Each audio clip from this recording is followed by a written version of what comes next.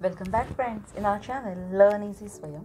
Our topic is about the timetable of board exams, how to make study timetable for the standard 10th and 12th.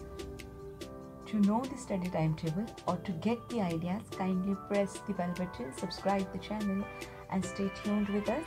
So today we're going to see how to frame a study timetable, especially during this corona calamity.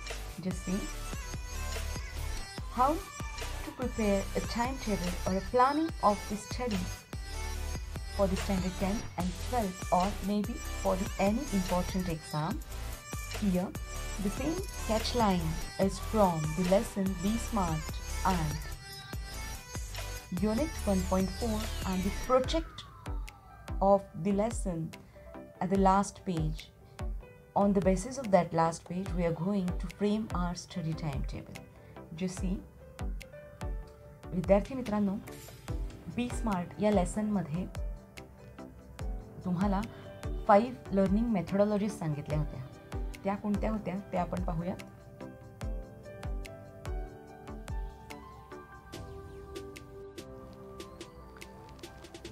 Specific, measurable, achievable, realistic and timely. These are the 5 special rubrics which leads you towards success or which leads you to a happy and wealthy life. But as far as a 10th or 12th standard is concerned, you have to be specific, and while framing your timetable for the study, you have to be specific in the subject area. म्हणजेच बघा मुलांनो, तुमच्या ठराविक 10वी आणि 12वीचा जर आपण विचार केला, ठराविक कालावधीचा जर आपण विचार केला, तर तुमचं स्पेसिफिकेशन म्हणजे एक योग्य आणि नियमित चौकट कोणती असणार आहे, तर ती तुमच्या अभ्यास विषयांची असणार आहेत. मग ते सब्जेक्ट कोणते आहेत ते आपल्या सगळ्यांना माहिती आहे, पण त्या सब्जेक्टचा पुन्हा एकदा आपण स्पेसिफिक एरियामधनं रिकॉल करून घेऊयात. All your teaching subjects, English, Hindi, Marathi, maths, science, history, geography. But now, while deciding the time and the span, you have to see the number and the units of the lesson. As far as my concern, my subject is English, so here 4 units and total 22 lessons are there, and you have to count the units and the lesson numbers of each subject. प्रत्येक विषयाचा तुम्ही unit आणि lessons किती आहेत ते पाहायचे आहेत. तुम्हाला प्रश्न पडला असेल, मॅमनी 22 लेसन्स दिलेत, कारण आता कोरोनाच्या कालावधीमध्ये काय झालेलं आहे, we have to consider or we have to plan our time table in different manner. कारण काही सिलेबस तुमचा या वर्षापुरता रिड्यूस्ड केलेला आहे, आणि तो जो सिलेबस रिडक्शनचा पर्टिक्युलर टॉपिक आहे तो व्हिडिओ आपण अपलोड केलेला आहे, तो बघून घ्या. तुमच्या टीचर्सने तुमच्यापर्यंत पोचवलं असेल ते पाहून घ्या, आणि मग तुमचे युनिट जे आहेत ते पर्टिक्युलर लिहून काढा. म्हणजे या विषयाचे इतके युनिट आहेत आणि या विषयातल्या इतक्या युनिटमध्ये इतके धडे आहेत. हे आपलं स्पेसिफिकेशन झालं की second, you have to decide where you are from the very first footstep to the last one. Comparison of scores in every subject in previous examinations and in the recent one. But here again, if we consider corona calamity, you have to compare the marks or your achievements in the particular subject from the previous one to the recent one. म्हणजे मागच्या वेळेसचे तुमचे mark त्या विषयांमधले आणि या वेळेसचे तुमचे mark हे तुम्ही एकदा नोंदवून घेतले पाहिजेत. तुम्ही म्हणाल, मॅम आता परीक्षा झाली नाही, आम्ही कसे नोंदवणार, किंवा कोरोनाच्या कालावधीमध्ये आम्ही कसा अभ्यास करणार. कुठलाही टेन्शन न घेता साधा सोपा एक आराखडा आपला तयार असतो की हा विषय मला येत नाही, हा विषय मला अवघड जातो आहे. मागच्या वर्षी माझी ती प्रगती जी होती त्या विषयातली, फॉर एक्झाम्पल इंग्लिश, ती पुअर होती, फेअर होती का बेटर होती, हे आपण ठरवून घ्यायचं. म्हणजे ती उत्तम होती का अतिशय वाईट होती, हे तुम्ही त्या विषयाचं लिहून काढा. रायटिंग जे आहे तुमच्या मनाचं आणि तुमच्या कृतीचं जेव्हा लिखाणाच्या संदर्भातून आणि लिखाणाच्या माध्यमातून एक ताळमेळ बसतो, तेव्हा तुमच्या खऱ्या अर्थानं प्री कॉन्सेप्च्युअल प्लॅनिंगला सुरुवात होते. मग तुम्ही म्हणाल तोंडीच ठरवतो नाही, लेखी लिहून काढा. वहीच्या शेवटी 5-10 पानं वापरा. Utilize last 3 to 4 pages and write it down properly in which subject you are poor and in which subject you are fair enough to deal with. Now see, हे एकदा तुम्ही प्रत्येक विषयातलं लिहिला तर इथे टेस्ट आणि सेमिस्टर म्हणजे तुमची चाचणी 6 महिने याचा विचार न करता तुम्हाला जो वाटतोय तो आत्ता सध्यापुरता आपण आराखडा तयार करूयात. म्हणून तुम्ही तुमच्या विषयातला तुमचा नक्की आवाका आणि तुम्हाला काय करणं गरजेचं आहे असे 2 कंपॅरेटिव्ह लाईन तयार करून 2 विभाग तयार करून you can write down your subject and your capacity, means your score comparison. Instead of score comparison, just write it in the word format. Realistic approach means the reality, the fact which you supposed to adopt to deal with the planning or to prosecute the planning. म्हणजे बघा मुलांनो, तुमचं जे planning आहे ते planning प्रत्यक्षात उतरवण्यासाठी तुमच्याकडे एक वास्तववादी दृष्टिकोन असणं गरजेचं आहे. And that realistic approach will leads from the plan of action, which action you are going to take. Just see, in realistic approach you have to match your day-to-day routine and your resources available with you. Just see here, as per my knowledge, as per my understanding, I have written the plan of action, which may suits you or not.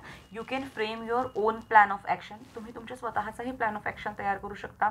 बघा, त्यांनी पहिलं उदाहरण दिले, make a study time table and follow it regularly. माझा plan of action काय आहे, तर मी एक स्टडी टाइम टेबल तयार करणार आणि ते मी रोजच्या रोज त्या टाइम टेबलनुसार, त्या दिलेल्या दिनक्रमानुसार मी माझं ते वेळ पूर्ण करून अभ्यास करणार. या ठराविक दिवसभरातल्या ठराविक वेळेत मी हा विषय अभ्यास करेन, तो विषय अभ्यास करेल, त्याच्यानंतरच्या माझ्या रेग्युलर टास्क कोणते असतील ते मी बघेन. हे सगळे एका दिवसाच्या वेळेनुसार जर मी टाइम टेबल लिहिलं तर दुसरं बघा, माझ्या आशयाच्यानुसार. एक तर तुम्ही दिवसभरातल्या टायमिंगनुसार टाइम बाउंड ॲक्शन ज्या आहेत त्या तर आपण पुढे विचारात घेतोय. त्याच्या आधी बघा, balance between tough and easy subject. I have to balance tough and easy subjects. If for me science is difficult, if for me English is difficult, at that time I have to give particular time to English, and after that tough subject, after that difficult subject, I have to study of the simple subject which is easy for me to study. म्हणजे माझ्या अवघड विषयानंतर थोडा वेळ मी माझ्याकडे मला आवडणाऱ्या, मला सोप्या वाटणाऱ्या विषयाला जर दिला तर आपलं टाइम टेबल चांगलं वर्क होऊ शकेल. सेकंड प्लॅन ऑफ ॲक्शन काय असू शकतो, devote 2 hours on maths along with easy subject. तेच मी तुम्हाला सांगितलं, निदान 2 तास जे आहेत ते मी माझ्या मॅथ्ससारख्या अवघड विषयाला देईल. म्हणजे इथे मी फक्त विषय सरावासाठी, उदाहरणासाठी दिला आहे. तुमचे सब्जेक्ट्स वेगवेगळे असू शकतील. Use 3 hour revision strategy in weak areas. 3 hour revision strategy is what? 3 hour is read, recall, revise, and for that read, recall, revise, I've already uploaded the video. Kindly go through it and see read, revise, recall strategy. म्हणजे पहिल्यांदा तुमचं एकदा साधारण वाचन होईल, मग त्याच्यानंतर पुन्हा ते आठवण्याचा प्रयत्न होईल आणि रिवाईज केल्यानंतर मात्र तिथे 3 नंतर चौथा आर घ्या, तो म्हणजे पुन्हा लेखन करण्याचा, न बघता ती टॉपिक्स, ती गणितं सोडवण्याचा. Compare the marking scheme with syllabus. एकदा माझ्या पोर्शनवर माझी पकड यायला लागली की त्या विषयासाठी असणाऱ्या मार्कांची मार्किंग स्कीम जी आहे, पेपर पॅटर्न जो आहे, त्या मार्किंग स्कीमला, त्या पेपर पॅटर्नला माझ्या अभ्यासक्रमाबरोबर मी पडताळून पाहणार. कशा पद्धतीचे प्रश्न आले आहेत, स्वाध्यायातले प्रश्न कोणते आहेत. I have to compare it properly and I have to work hard on the question pattern. Last important is time to time self review to keep yourself up to date. म्हणजे प्रत्येक अंतराने, ठराविक कालावधीनंतर मी स्वतःचाच एक आत्मपरीक्षण करून review घेतला पाहिजे. हां, माझी या विषयाची इतपत तयारी झालेली आहे, या विषयाची झालेली नाही. आणि मग त्याच्यानंतर जे विषय अजूनही मागे आहेत, you have to deal with it again. Last but not the least, time bound actions. See, in time bound actions they have suggested subjects and the dates for revision. ही टाइम बाउंड ॲक्शन जी आहे, सुरुवातीला जी time bound action असते ती आपल्या दिवसभराचं time table आपण केलं आहे. या वेळेत मी हा अभ्यास करेल, त्याच्यानंतर माझं जेवण असेल, त्याच्यानंतर शाळा सध्या नाही आहे त्यामुळे माझ्या विश्रांतीचा काळ असेल, किंवा त्याच्यानंतर माझ्या मोबाईलवरच्या अभ्यासाचं उतरवून घेणं असेल, त्यानंतर पुन्हा एखादा दुसरा विषय करणं असेल. हे रोजचं झालं. पण हे जे दिले ते परीक्षेच्या आधीचं त्यांनी दिलेलं आहे की इंग्लिशसाठी मला किती दिवस द्यायचे आहेत किंवा किती दिवस उरत आहेत, एकूण किती दिवस मला मिळतील, हे माझे डेज रिव्हिजनसाठी किती मी ठेवणार आहे, माझं संपूर्ण सिलेबस मी कशा पद्धतीनं करणार आहे. मग हे सगळे विषय लिहायचे आणि त्याच्यासाठी किती दिवस आहेत हे दिवस तुम्ही लिहायचे. संपूर्ण वर्षाचा विचारच करू नका. साधारण तुम्ही महिनाभराचा जर विचार केलात, एक for a month time table, a week time table, a day time table, हे टाईम टेबलचे साधारण 3 वेगळे आणि सोपे प्रकार पडतात. मग आजच्या तासातलं टाईम टेबल फिक्स करायला तयार करण्यातच 1 तास घालवण्याची गरजच नाही.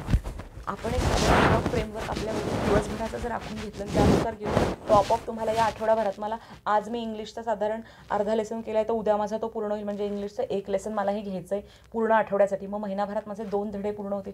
या क्रमानं जर आपण गेलो तर आपलं टाईम टेबल नक्कीच टाईम बाउंड ॲक्शनमध्ये फिट होईल.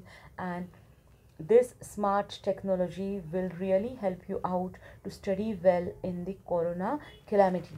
And the final stage of your study timetable will be seen in this manner. Just see: specific area, measurable scores, achievable goals, target score. You have to see the target score of means poor, bad, and all that, and then realistic approach and the time bound actions. I have explained it properly. You can frame it a day wise, a week wise, a month wise, or a semester wise, but decide it, write it down, and be punctual, be regular. This is the easiest mantra to frame the successful timetable. Thanks a lot, students. Stay tuned with us. Kindly subscribe the channel.